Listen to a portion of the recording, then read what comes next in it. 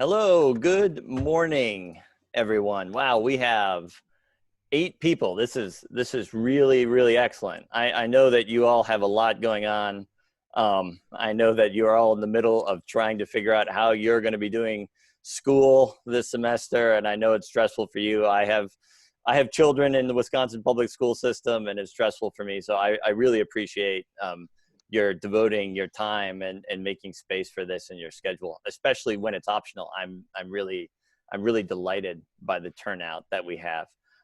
So joining us, this is our first scholar session for the Korean War Teaching Initiative, and we are joined today by Dr. Zach Matusheski of The Ohio State University. You will hopefully recognize that name because Zach was the author of the curricular guide that you all have read, or at least mostly read by now. I know some of you got it probably a little bit later than others.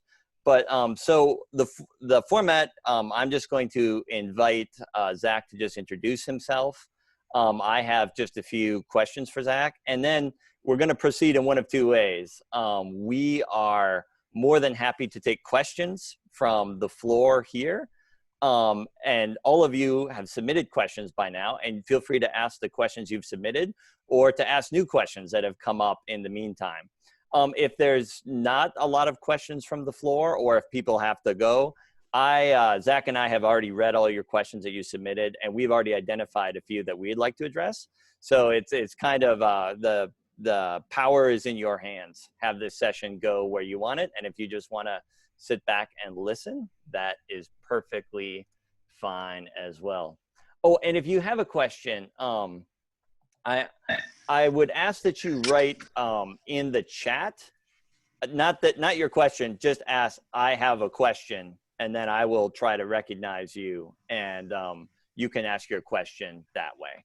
And hopefully that will minimize on the talking over each other. And I see that most of you have muted your mics already, and I appreciate that, to keep mics muted except when asking a question. So I hope that works for everybody. I will also switch back and forth between gallery view so I can see you all. So you can also, if you're not getting my attention, just wave your hands or just unmute yourself and interrupt. So, but let's see if we can do this primarily through the chat function first. All right. So with that, Zach, can you just introduce yourself a little bit? Sure. Thank you so much. I'm really delighted to have been a part of this project. A little bit about my background is I earned my PhD in diplomatic and military history from Brandeis University in 2015. My research project there dealt with how the Korean War shaped U.S. foreign and defense policy. The project won grants from the U.S. Army, George Marshall Library, Eisenhower, Truman, and Johnson Presidential Libraries, and was recognized with the Virginia Military Institute's Adams Prize. I established the first Korean War course at Ohio State University in 2019, and right now I assist the effort to locate unaccounted for remains from the Korean War as a Department of Defense POW-MIA accounting agency postdoc. So I'm working on Korean issues all the time. I also have some experience helping teachers bring lessons from the war into the classroom. A few years ago, I helped a similar initiative to bring the Korean War into the classroom in Ohio. So I'm a big believer in the idea that lessons from the war can help students meet state learning standards in history and literacy. I really enjoyed actually learning a little bit about what the Wisconsin standards were as compared to Ohio standards. So I hope that we can sort of hope we can use this curricular guide to link up with the Wisconsin standards and really bring some of this history and lessons into the classroom. Yeah. Thanks, Zach. And I'm not sure that I let you know this, but this originally, and for you teachers, it might be helpful background. Initially, this was going to be only Wisconsin. It was going to be only done in person, which is why it's titled East Asia and the Upper Midwest, and we reference Wisconsin standards quite a bit. But when this event decided to go virtual, we opened it up and got a much broader audience. So now we have people not only from Wisconsin, but from Pennsylvania, from Texas, from California. So we have a great audience of teachers. I just want to start out with a really simple question, and that is, so you're an expert on the Korean War, I'm an expert on the Korean War, and when you were writing this guide, I want to know something you learned that was new, because I know I learned a lot from reading your guide and going through the edits with you. And actually, while you're thinking about that question, I will say one of the things that jumped out, two things that jumped out to me as I was reading your guide was I was unaware that Thurgood Marshall, future Supreme Court Justice, actually traveled to Korea to investigate the status of African Americans and how integration was going on the ground in Korea. That was brand new information to me. And then the Supreme Court case around the War Powers Act was also something that I was unfamiliar with. I tend to focus more on events on the ground in Korea involving the United States and less American domestic policy. So I learned a lot from editing this guide, and I wonder if you can tell me one or two things that you learned from the process. Yeah, well, it was a wonderful process to be a part of.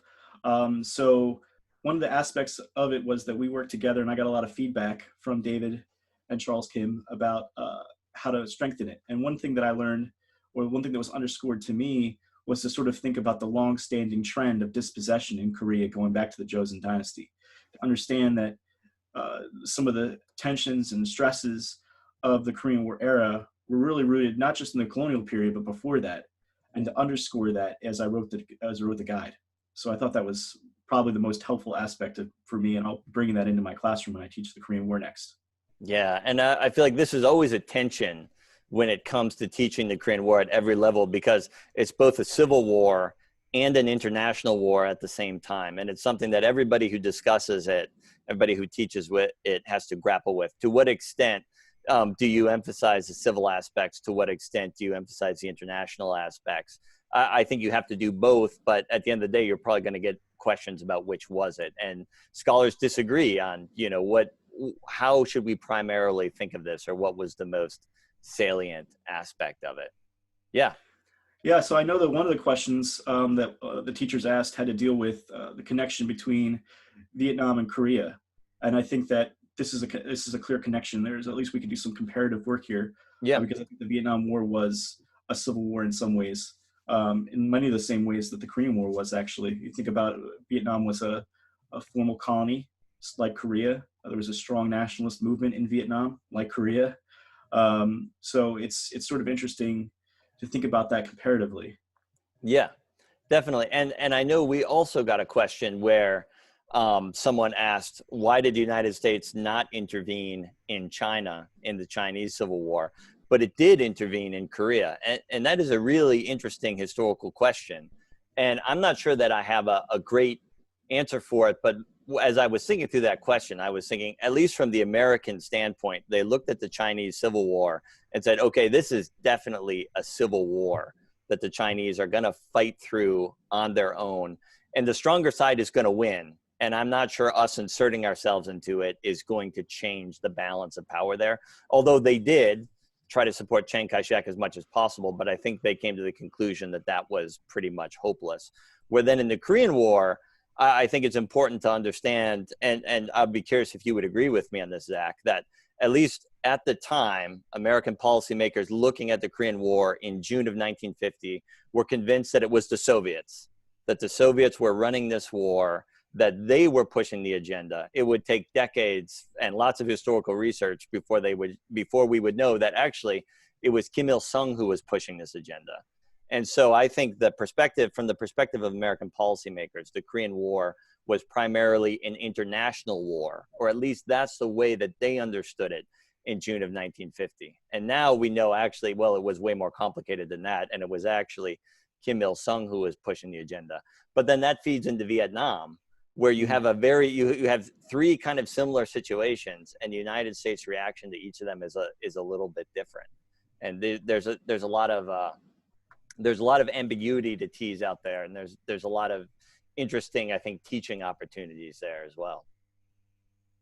Yeah, absolutely. I think that the two of them link up. Well, the three of them really link up together. And when I looked at that question, that's sort of how I looked at that question, was to think about, we can't really separate the Chinese Civil War from the Korean War. So after the Chinese Civil War, there was a lot of domestic controversy about what the United States had done, how the United States had approached the Kuomintang, the Chinese nationalists led by Chiang Kai-shek. Yeah. And indeed, in the first Blair House meeting on June 25th, the chairman of the Joint Chiefs of Staff, Omar Bradley, emphasized the importance of securing Taiwan, which was the home of the Kuomintang. He said, strategically, the military considered Formosa far more important than Korea. Formosa is the name for Taiwan. And he feared that the Korean War actually might be a diversion to distract us from imminent attack on Taiwan. So I thought it was always really think that's just really amazing to me, because we're in the middle of an international crisis in Korea, and the first thing that the chairman of the Joint Chiefs of Staff can think about, and he was supported as well by the Secretary of Defense, is what are we going to do about Taiwan? This looks like it might be a diversion. One thing that also speaks to, though, is the level of civil strife in Korea that Washington was aware of in June of 1950. So before the June 25th, 1950 attack, it's important to remember that there was a lot of violence and small-scale fighting along the parallel. So the people in Korea, like Ambassador Mukio, as well as the people home in Washington, weren't quite sure if in the immediate hours after the June 25th attack, that this was a real attack, that this was a real, or if this was more of the same. Eventually they figured out it was a real effort to push south, but in the immediate hours after the attack, they weren't sure. And that sort of slowed down response. Yeah, and just as they were worried about Formosa, they were also worried about Europe. And we're worried that maybe this is a feint, not just for an offensive on Formosa, but maybe this is Red Army, taking West Germany. I see a hand has been raised by Athen Biss. And I don't know how you did that, but I'm grateful that you did. And I see that very clearly on my screen. So Athen, what's your question? These are the tricks that secondary teachers with Zoom experience know, David. Yeah, I really appreciate that. Please teach us. Click on participants. Yes. And there's the little button that says raise hand. All right. Now you got to remember to lower your hand.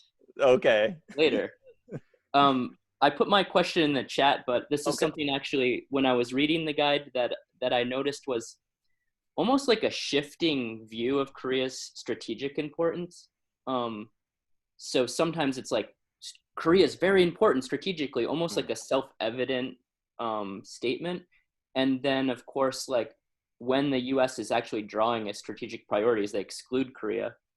So I was kind of wondering, is the shift completely just about containment from the American perspective? And then I was also thinking about, from the perspective of, say, like the Soviet Union or China, is there strategic importance to the Korean Peninsula? That was a kind of open strategy question I had. Sure. Zach, you want to take that? And yeah, sure. So I think from the perspective of the United States, the concern was spending, was about money. So the containment policy was going to be expensive. Everybody in Washington sort of knew that. Truman was very wary of raising money. Even after he had been confronted with NSC 68, he was a little bit hesitant to sign off on it, didn't sign off on it until after the beginning of the Korean War. And that was because it would cost a lot of money. And when things cost a lot of money in defense, you have to find money elsewhere. And so that would probably put a threat into his domestic reform program. So they just didn't want to spend the money. They were worried about how much it was going to cost to keep places like Korea, Formosa, Taiwan within the defense budget, within the perimeter. But then when the Soviets attacked, they sort of had to get involved, not only because of their views on strategy, but also because of the domestic politics of the moment.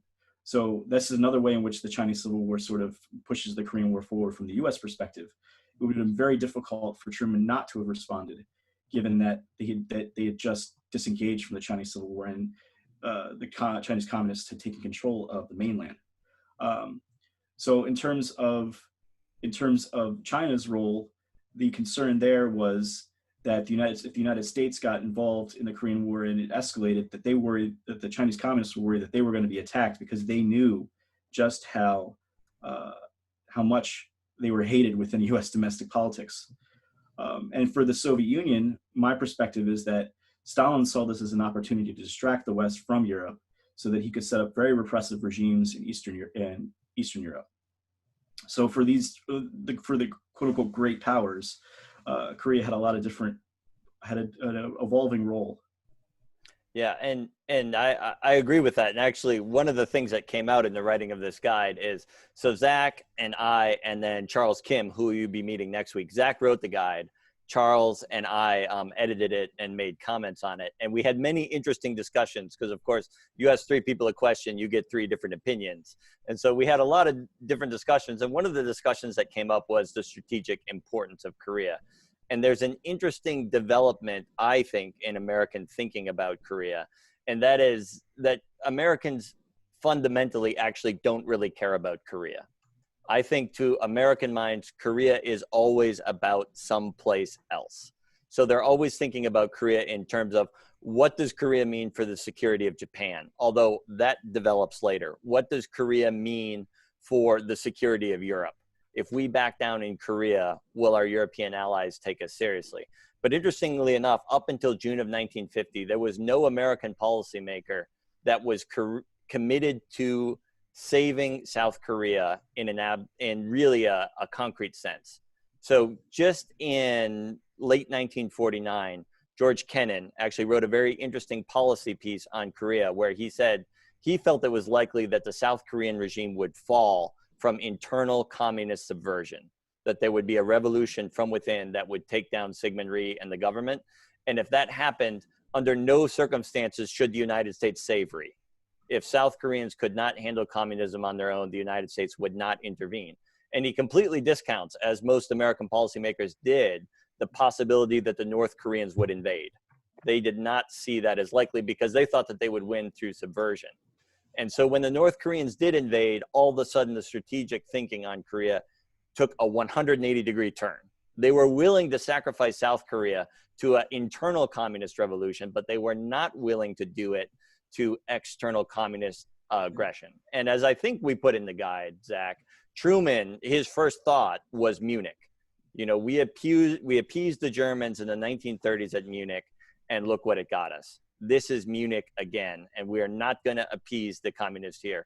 So it really had less to do about Korea than actually it was the crossing of a recognized international border that triggered this immense shift in Korea's strategic importance to the United States. Yeah, if I could just add 2 things I'd like to share to that, because I think those are great points. So one thing that immediately came to mind, especially since you brought up the Munich comparison, is to look at Merle Miller's Plain Speaking, an oral biography of Harry Truman. I actually might integrate this into my own classroom because in a few pages, Truman uses some really interesting language to describe how he felt at the time on June 25th, but then also in later crises with MacArthur that directly speaks to what you're talking about, David. And the other book that I wanted to talk about a little bit was Bruce Cummings' Korea's Place in the Sun, which essentially uses that argument that Korea is not really a focus of anybody's attention to say, well, you know, to show how this shaped US policy. So I think that's really great points, and those are some great books. So the books are Merle Miller, Plain Speaking, and Bruce Cummings' Korea's Place in the Sun. Yeah, and I find that there's quite a bit of literature that will explain the division and the intervention of Korea in terms of the security of Japan and the security of the United States position in Japan. As far as I can tell, that is a strain of strategic thought that is not developed until after the Korean War, until really the late 1950s. And I've seen some scholars who will date that as early as the reason for the division of Korea, is that the United States knew it was going to have a long-term relationship with Japan, and they wanted to secure the security for the Japanese islands. And I completely disagree with that, because in 1945, there was not an American policymaker who knew how the Japanese were going to accept occupation. For all they knew, they would be fighting a low-level insurgency in Japan from 1945 to the point whenever they decided to give up and leave. And I see no references of Korea being essential to Japan's security until after the war. So this is something that you may encounter in literature, and in the literature on Korea, or in maybe some articles you would pick up.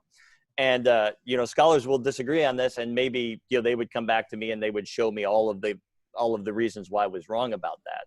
But at least in my own research, I do not see Korea as being significant to the security of Japan in American policymakers' thinking until after the war. Yeah, so I was sort of working with something really interesting yesterday. So my book project has to deal with how the Korean War shaped U.S. foreign policy. And I actually found a letter that Eisenhower had drawn together in 1950, in November, I think it's November of 1950. So this is after the Chinese had intervened in the war, where he's looking at how the Soviet Union had been checked in the past, that is, how Russia especially had been checked as an imperial power. And in this note that he put together, he argued that one of the ways in which Russia's been checked is by relying on Germany and Japan. And so this was why those missions of rebuilding those countries was really important. This connects to something that was mentioned earlier, which is that the Korean War accelerated the integration of Europe as in the European defense community. The NATO organization, which at that point in 1940, it was signed in 1949, was really only a paper organization. But after the Korean War, strategists started to look at the Korean War and think this could happen in Europe. And so it became even more important that Europe integrates militarily. And this is also the pressure for why Eisenhower decides to become a leader in NATO during the war. It's because he sees what's happening in Korea from the Chinese intervention, and he believes he is required to do his duty to help build up the military in Europe. So we can see that Korea is really a very important part of building up NATO, which is an important part of defense policy and politics into our current time. Excellent. Any other questions from the floor arising from this or from anything else? Oh, yes, I see Patrick has a question. Yeah, I was just, and first, thanks for this great resource. I learned a lot about the Korean War that I didn't know. And I feel kind of guilty about not knowing it, having taught for 25 years, but we move on. I teach AP US history, and there's a lot of continuity and change over time and a lot of compare and contrast. So one question that I came to mind in comparing to Vietnam was, there is a definite difference in how the United States dealt with Syngman Rhee and No Din Diem. Also, there's differences between Kim Il-sung and Ho Chi Minh. So I was wondering if you could talk about similarities and differences with those major players. Oh, excellent question. And maybe Zach, I'll take the Syngman Rhee part. And maybe you can give us some insight on Ho Chi Minh and Kim Il-sung. So I've written a book on Syngman Rhee, and one of the frustrations I find with American understanding about Syngman Rhee is I think often we think of him as just the Korean No Din Diem.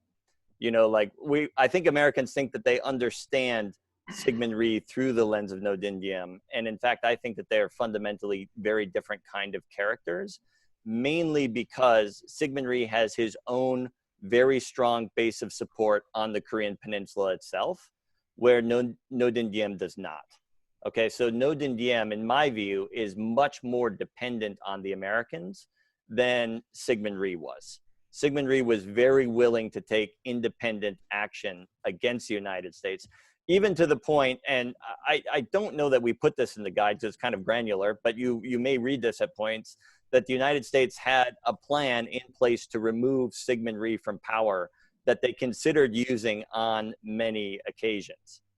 And in the end, they always decided not to do it because, one, they were not sure who would replace Syngman Rhee, whether that replacement would be any better off for American interests, and third, he was just so popular. Syngman Rhee is a generally popular figure. Now, not all scholars will agree with me on that, and you will often read that Syngman Rhee was foisted on the Koreans and really only came to power because of the support of the United States. And I would very much disagree with that. He was a fighter for Korean independence since the 1890s. He spent 7 years in prison trying to bring about reforms in Korea. He was very much an active participant in the anti-Japanese movement against Korea. And there were other Koreans on the Korean peninsula in 1945 who maybe could have challenged Rhee for the position of the most popular Korean leader. But the problem was they were either in the northern zone, like Choman-shik, who was summarily disappeared by the Soviets. He wasn't killed immediately, but The Soviets wanted him to cooperate and essentially play the role that Kim Il-sung would come to play. When he refused to cooperate, they put him under house arrest, and he was not heard. He was never heard from again. And it's generally agreed that he was probably executed after the Korean War turned south and the ROK started moving into the north. There were other popular leaders like Kim Koo and another one named Kim Kyu-shik. Their problem was Kim Kyu-shik was what they call the middle of the roader, and he did not come out as strongly against the policy of trusteeship. And that really cost him legitimacy. Where Rhee was he was willing to go toe-to-toe with the Americans about trusteeship and demand independence now. That was very popular with the Koreans, and Kim Kyu-shik was never quite willing to go there. And then Kim Koo was another popular figure who would ultimately be assassinated. So his views were very similar to Rhee's, maybe could have challenged Rhee for the leadership in South Korea, but he would ultimately be killed and removed from the scene as a part of the civil violence that Zach was talking about, that we talk about in the guide. There's an incredible amount of violence that starts happening in Korea in 1946 and really reaches a crescendo in 1949. And there's a lot of Korean leaders assassinated. And in fact, there were assassination attempts on Rhee, which all turned out to be unsuccessful. So I think really that is the key difference there between Rhee and No Din Diem, is that No Din Diem is someone who is much more dependent on the Americans, and ultimately the Americans decide to pull the plug on him, which turns out to be a bit of a disaster, where they look at that option with Rhee and decide it's not worth it. It's too risky. It's not going to work.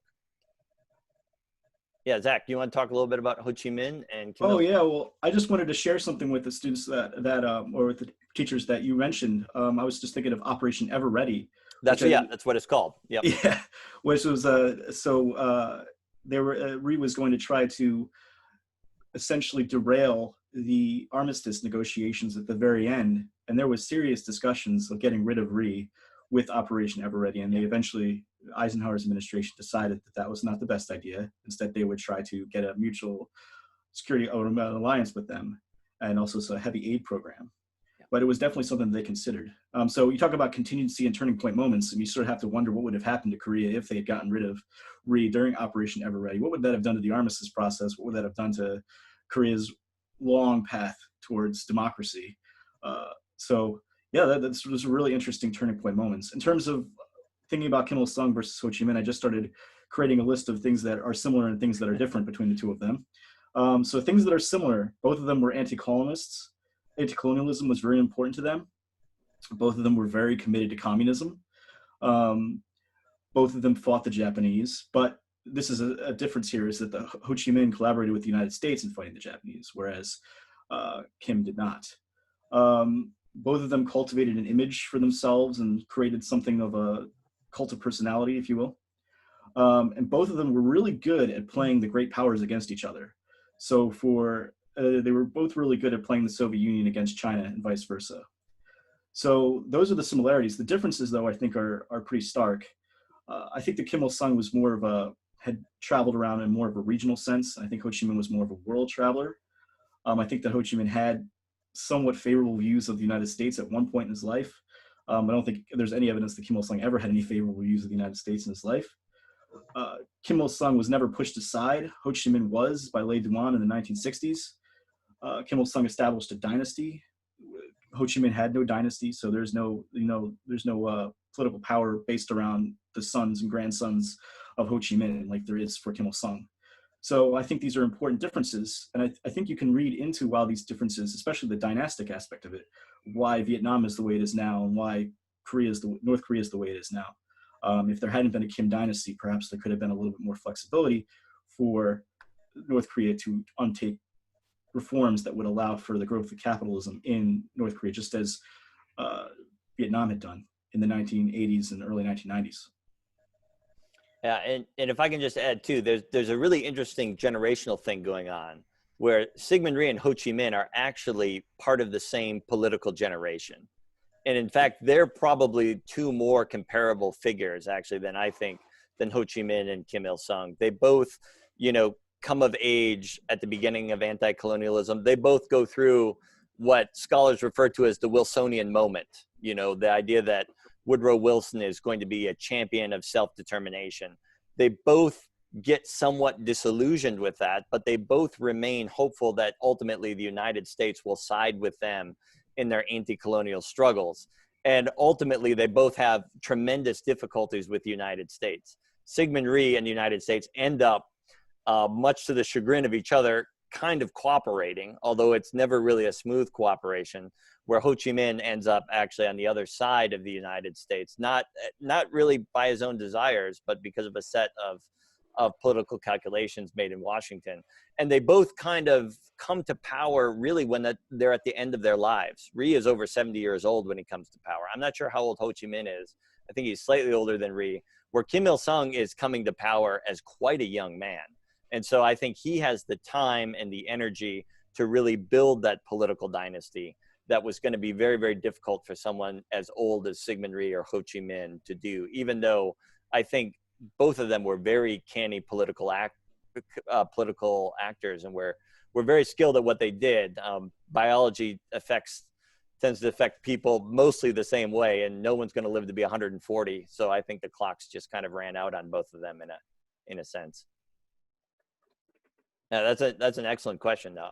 Have we addressed it, Patrick? All right. Yes, thank you. Thank you. That was great. Okay. Yeah. Are there other questions that you want to address right now, or should we jump back to the list? All right. Let's take another question from the list. Zach, is there one that you want, or should I choose one? Sure. So let's start with the first one that I wanted to talk about, which is to what extent the Kim dynasty is a legacy of the Korean War. That sort of leads pretty well from what we were just talking about. So I would say that without the themes and turning points of the Korean War, there would be no Kim dynasty. Kim Il-sung was elevated to power by the Soviet Union during the occupation period, and the Soviets helped him establish power on the peninsula. And this is different than Ho Chi Minh. Ho Chi Minh did not have as much help from the Soviet Union in terms of establishing power. If there had been no occupation of Korea, it's not clear to me that Kim or Syngman Rhee would have risen to power. Would you say that's about right, David, that without the occupation, I think that's a turning point moment there? Definitely, because Kim Il-sung really has no base of support on the Korean peninsula itself, and it is possible, I think, to see Syngman Rhee coming to power post-liberation Korea without American assistance. It's much more difficult to imagine Kim Il-sung attaining that kind of status. Mm-hmm. I wonder, David, if you could talk to us just how popular Syngman Rhee was during the occupation period, given what you just said about there's a possibility that he could have risen without U.S. help.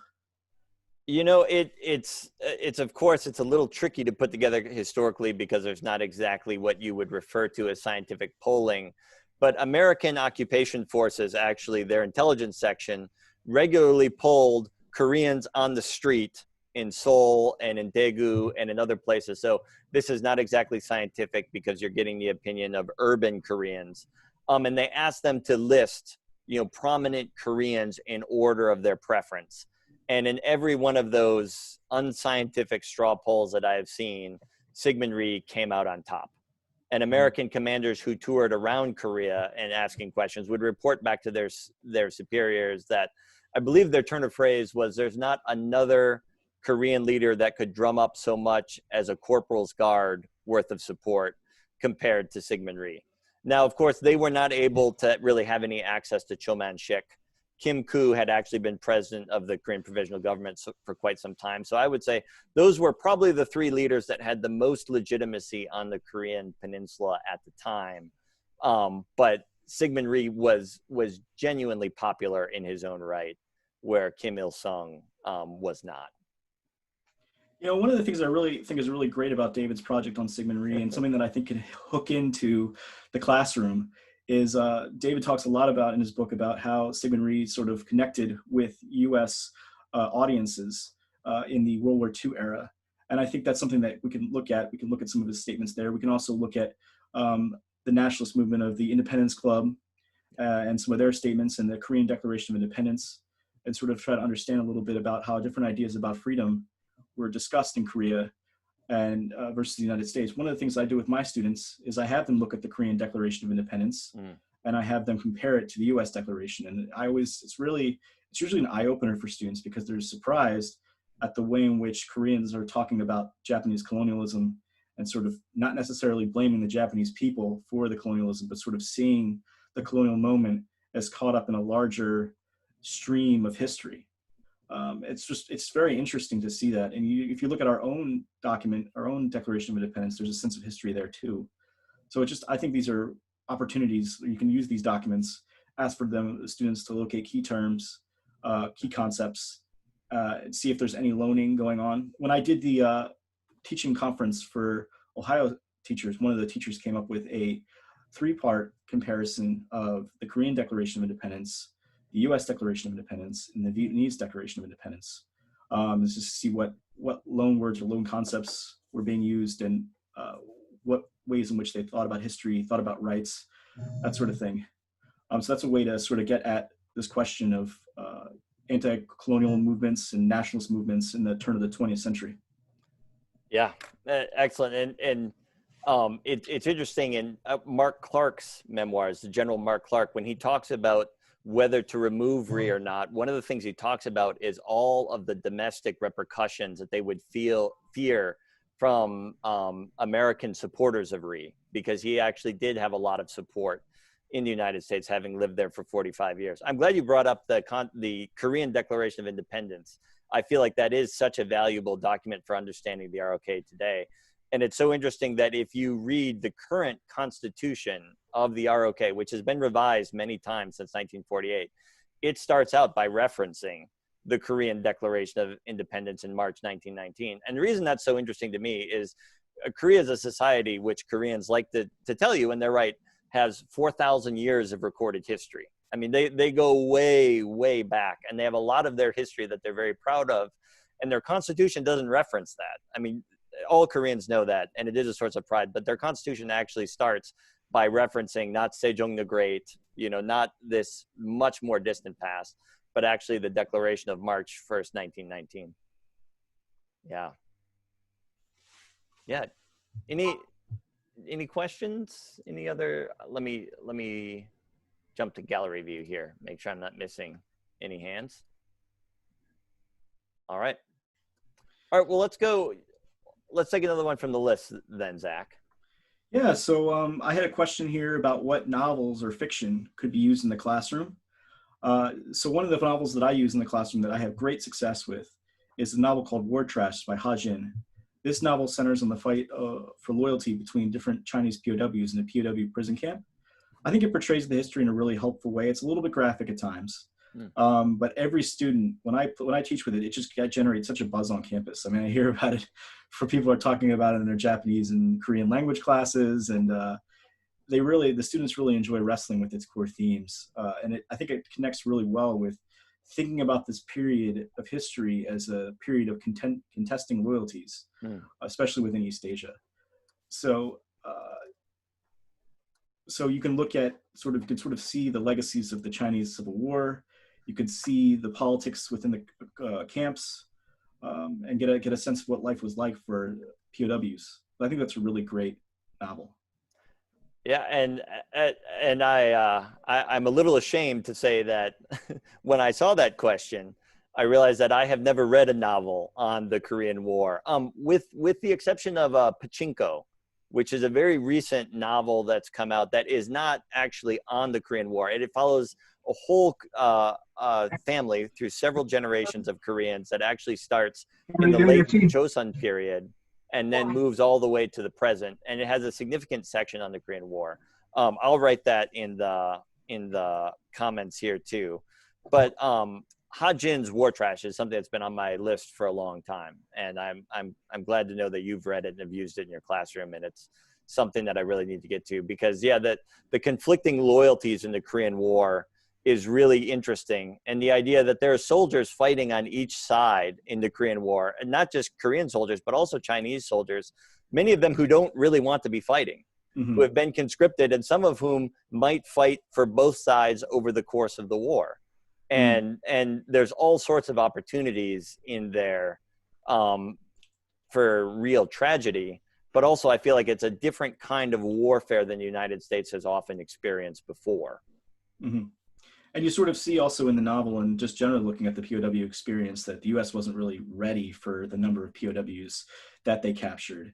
And that's why you had incidences like the Koji-do prison uprising. Yes. And then the POW issue also ties in really well to the, it's a central part of the armistice negotiations. Yes. Which lock essentially for 18 months, I think I read, over the question of repatriation. That is the question of whether or not, who, you know, in a normal situation, according to the Geneva Convention, the countries fighting each other are supposed to just naturally repatriate their POWs.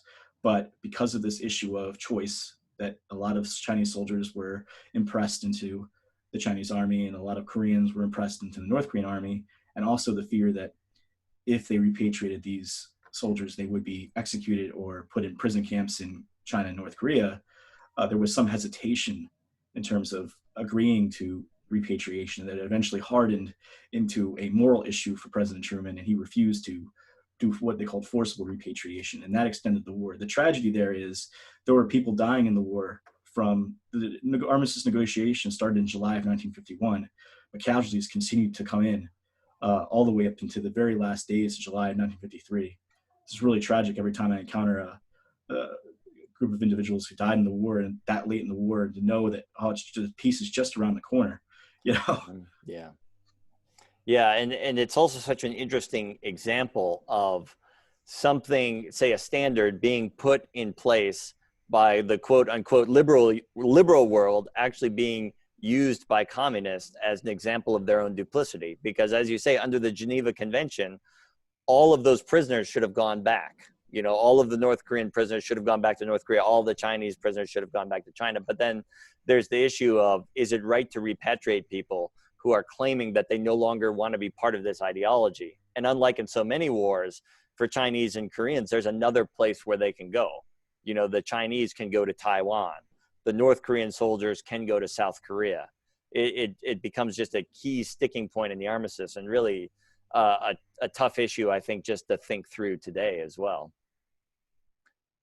Zach, I want to kind of dovetailing on that. I really like the question, how American Korean War vets, how are they treated when they return to Korea, and how are Korean War vets treated in Korea itself? Can you speak to that a little bit? Yeah, sure. So that's a really great question. It's something that's a really positive moment in the post-war era, I think, because under the Ministry of Patriots and Veterans Affairs, Korean veterans, Korean War veterans, American Korean War veterans, and veterans from other countries, including Ethiopia and Turkey, are invited to Korea to attend banquets and essentially celebrations and thank yous for their service. The ROK government covers about 50% of the cost of airfare for the veteran and 30% for the vet's caregiver. I've talked to veterans that have gone on these trips, and they're usually extremely thankful that they had a chance to do that, because they see when they go on these trips just what their sacrifice really meant. They see that Korea is a vibrant society. It's a dynamic economy. It's dynamic culture, and they feel like they have contributed to that because they stopped the North Koreans from winning. So I think that's one of the really nice points about this history, is sort of seeing reconciliation. David, do you know a little bit about how Korean veterans are treated within Korea itself? Yeah, I feel like I know a little bit, and actually I really like this question because I've never thought about that before, and I've never thought about those differences, and it made me think about it. And I've lived in Korea about 4.5 years all totaled, including living with Korean families. And so I can think of these extended gatherings that I've been a part of where they're very intergenerational. So you have very old Koreans, very young Koreans gathering at these national holidays. And I realized that I'm not sure that I've ever been in the presence of someone who was actually a Korean War veteran, as in that they fought in the ROK Army. But what I realized is that in Korea, at least, the distinction between a veteran and not a veteran is not as meaningful, because in a sense, anyone who survived was a veteran of the Korean War. Anyone who lived through that period just had their lives completely disrupted by the Korean War and is in a sense a survivor.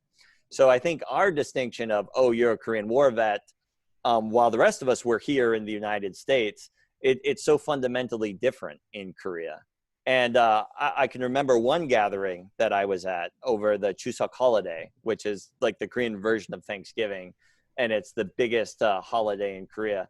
All these old men gathered together, and my Korean was not very good at that time. And even today, I would probably have a very difficult time understanding some very elderly, very rural Koreans. But I asked my friend, what are they talking about? And she said, what they always talk about, talking about the war and talking about being in the army. So yeah, I don't think maybe it's so easy to talk about how Korean War veterans are treated in Korea, the Korean War veterans, because in a sense, the war was such a huge experience that everybody's a veteran.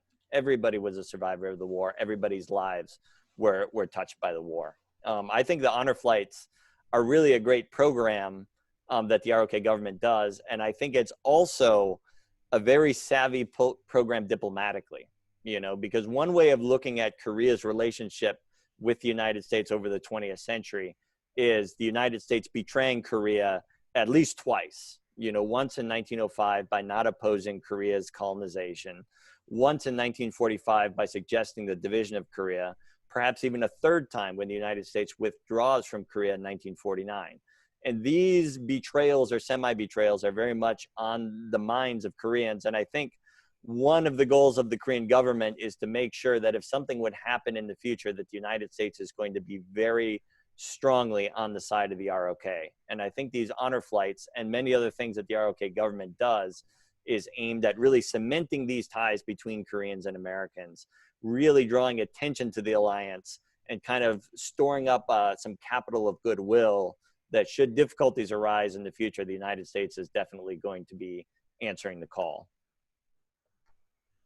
Yeah, I think I just want to add that, you know, it's not necessarily embedded in this question, but I think it's important, is to talk a little bit about how difficult it was for Korean War veterans to come home and reintegrate into American society.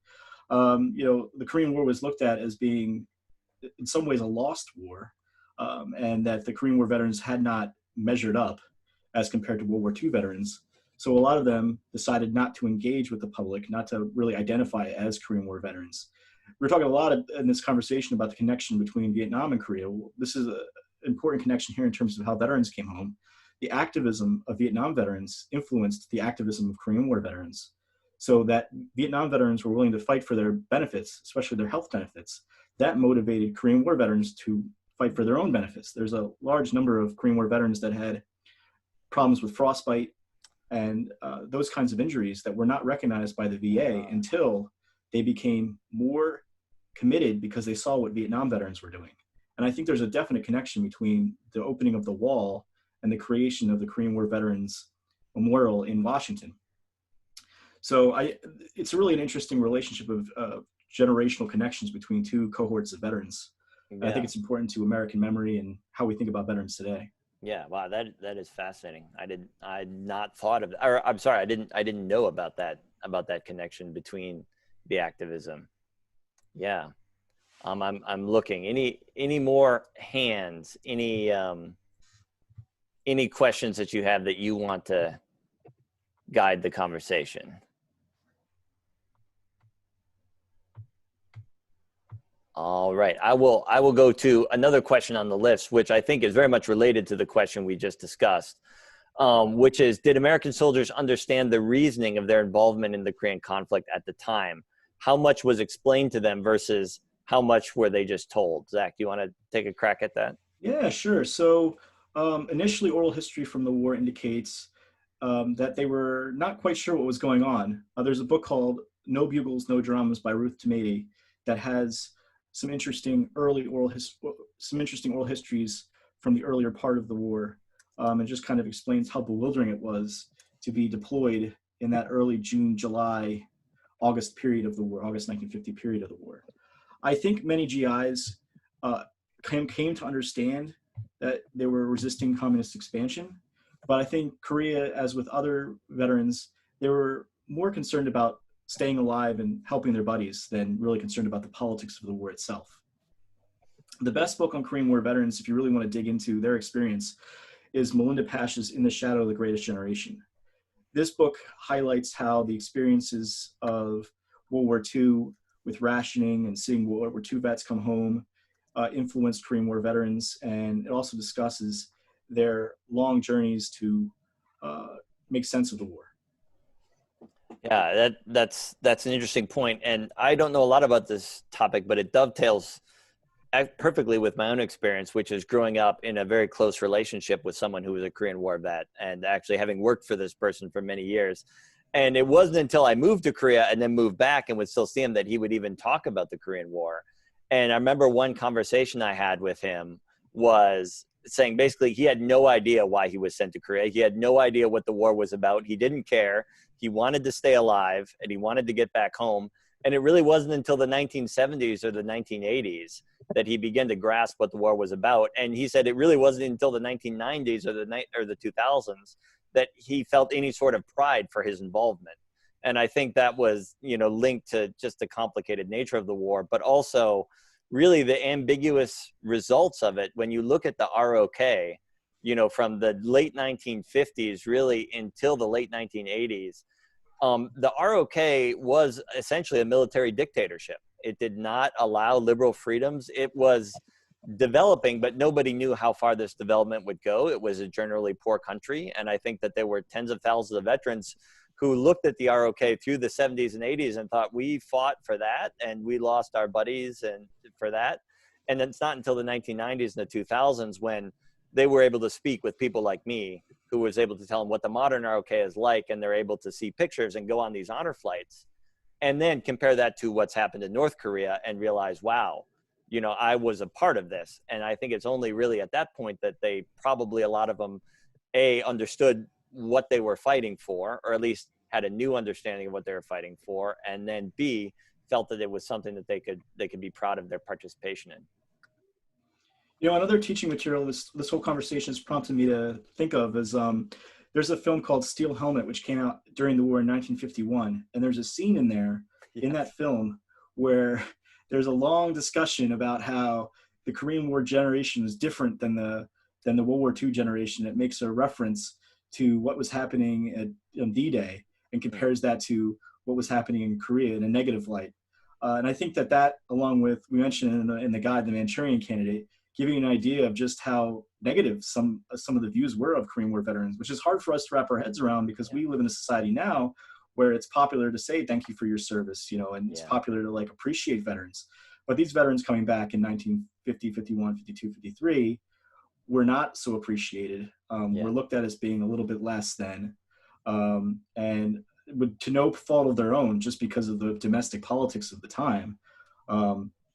So another film that I wanted to mention, this is more related to the Korean end of things, is there's a film called Ode to My Father, which covers a lot of key events in Korean history. I think it's pretty helpful if you're looking to integrate film into your classroom. And actually, so our next scholar, Charles Kim, really specializes in film and in literature. And actually, about 5 years ago, Charles Kim was asked to choose films about the Korean War for a Korean War film series done on campus, and Steel Helmet was the American film that he chose. And it is really a fascinating depiction of the Korean War and how it was portrayed at that time and how different people felt about the war as compared to World War II. It was not the same kind of conflict, and you can sense that there's not the same kind of support for it. Yeah, and Charles will also be an excellent person to ask too if you have questions about literature. He'll know that. Certainly, Zach knows more than I do, and I think Charles knows even a little bit more. But yeah, Ode to My Father is another quite excellent film on the Korean War. Thinking about how the war is remembered too, Zach, just makes me think about a conversation you and I had a few weeks ago when I found this button, a political button from the 1960s in the United States. And the button said, "No more Koreas, fight to win in Vietnam," which absolutely floored me. I mean, I had no idea that there was any sort of that sentiment that Korea was seen as something that was so terrible that it would be better to go to war in Vietnam to avoid it, to avoid a similar type of situation. Yeah, it's interesting that there was a big memory of the Korean War that shaped the way that the U.S. thought about the Vietnam War. I'm pulling up right now some research that I've done on this particular moment, looking at Dien Bien Phu. So Dien Bien Phu was a besieged outpost in Indochina in 1954 that the French were trying to hold. And there was a lot of effort to convince the United States to intervene to save the French effort there. Yeah. And strangely enough, Eisenhower consulted members of Congress, and Lyndon Johnson was one of those members, the president that would escalate the war in Vietnam. And he said in that meeting that he didn't want to intervene in Vietnam because he feared it would become another Korea, with the United States essentially supplying all of the manpower. So here we have the memory of the Korean War actually stopping intervention.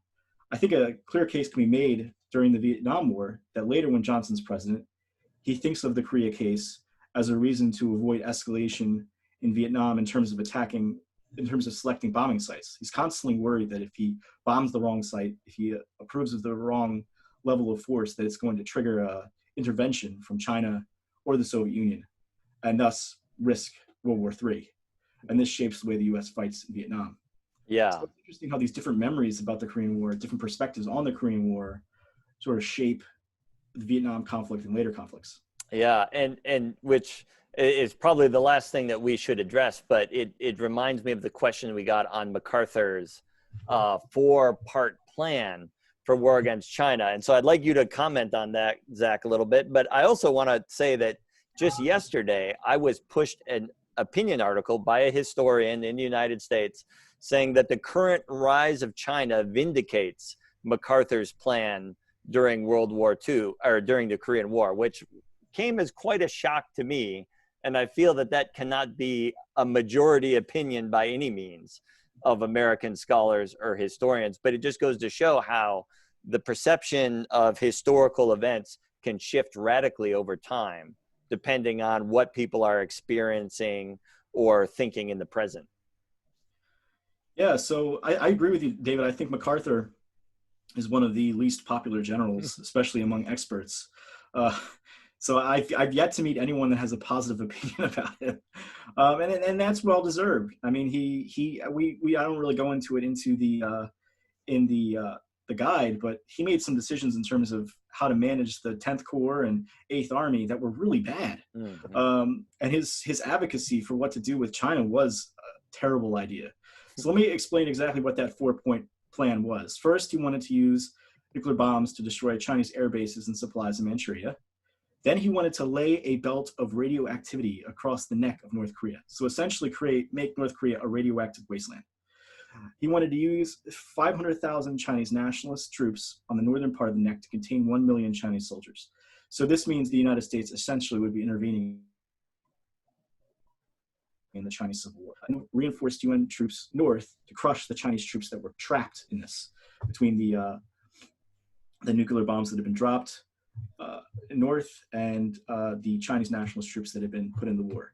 So this was a terrible idea. I think there's just some of the outcomes that were possible.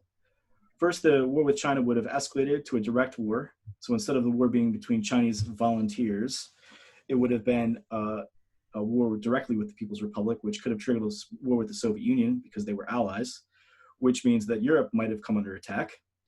It would have probably normalized nuclear strikes as a legitimate weapon of war, which I think would have been bad for human rights and the environment. North Korea and China would have been ruined environmentally. There would have been birth defects and other problems of radioactivity fallout for years to come. I mean, it's not really 100% related, but if we want to sort of draw a comparison here, there's still a lot of birth defects coming out of Agent Orange from Vietnam. So things that we do that devastate the environment around us in a war, they go on for years afterwards. And this would be especially true in this case if the number of nuclear devices used on North Korea and China were used under MacArthur's plan. And, I want to end here by just saying that it's not clear to me that the U.S. would have been able to win the war. I mean, the Chinese had a lot of advantages, including short supply lines. The Chinese commitment would have been even greater to win the war as well. Such attacks would likely have alienated U.S. allies, including the British, which would have led to a melting of the United Nations command, and likely the United Nations as a whole. So one of the documents I was dealing with yesterday, actually, in my research, had to do with a survey of sorts, or a collection of data that Dean Acheson had put together for President Truman in the midst of the Chinese intervention, centered on the question of whether or not to bomb bases in Manchuria. And all of the US allies listed in this document said that they viewed it as unfavorable, unquote, unfavorable. So that included France, Britain, the Netherlands, Australia, a lot of the key allies that were helping the United States win the Korean War were against attacking Manchuria. So I can only imagine what would have happened if the war had gone nuclear. There was a moment where Truman misspoke during the Chinese crisis, the intervention of the Chinese troops, and suggested that nuclear weapons might have been on the table. And this prompted an incredible debate within Parliament and pushed Clement Attlee to jump in a plane and fly to Washington to make sure that this was not going to happen. Yeah. So the British opinion in the war is not only because they were worried about becoming victims of the strikes themselves, because they thought that if the bombs were dropped on China, that the Soviet Union would respond by dropping bombs on Britain, but also because they were worried about their Hong Kong colony, which was essentially there at the allowance of the PRC government. So it was sort of a sticky diplomatic situation that would have been impossible if MacArthur's plan was pursued. And if the British had pulled out and other countries that opposed this pulled out, then the United States would have been alone in Korea. It's hard to know for sure if the United States would have been able to carry on the war, especially since it wasn't very popular when MacArthur was making these claims, calling for these kinds of strikes. So I think that's a great way to end the discussion and sort of talk a little bit about the end of the war. Yeah. Yeah. And what's so interesting is while MacArthur is probably one of the least admired generals among historians, he continues to have, I think, a certain cachet among certain elements of American society who think and who thought that maybe he was right and maybe there was no point in fighting communism in a piecemeal fashion. I think for the very reasons you've just described, and I think every single policymaker who looked at those opinions at the time thought that that was wrong, but MacArthur certainly came home to great fanfare, which admittedly waned over time as people began to think through more of what he was actually proposing. But so we are at just after 12 now. Are there any other questions that anybody has? And this is just the first of 3 scholarly sessions that we're going to have. So if your question did not get answered today, the question you submitted, do not worry, because there will be further opportunities to ask them. But are there any final questions before we wrap this up?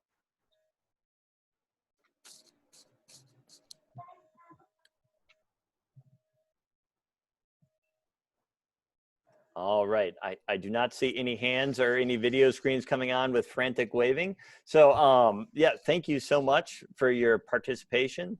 Thank you, Zach, for agreeing to do this and for all the work that you put onto the guide. And if we didn't get to your question, we'll hopefully get to it in one of the subsequent sessions.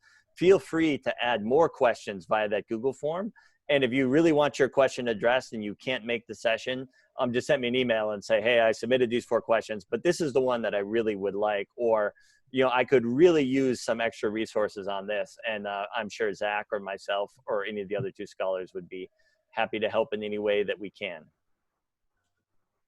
Yeah, absolutely. I'm delighted to help in any way I can in terms of, you know, working with any teachers that might have questions about how to put this together, or, you know, you teachers know their state standards way better than I do, but I know some of the sources, and I'd be happy to sort of collaborate with you and think about how we can use these sources to help with literacy and help meet state standards.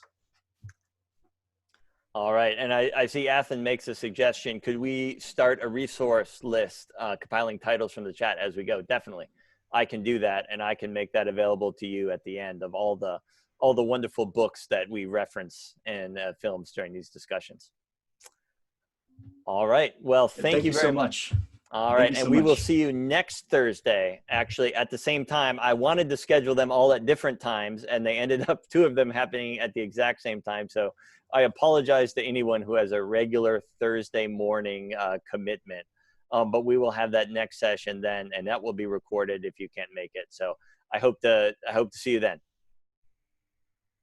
All right. Have a good afternoon.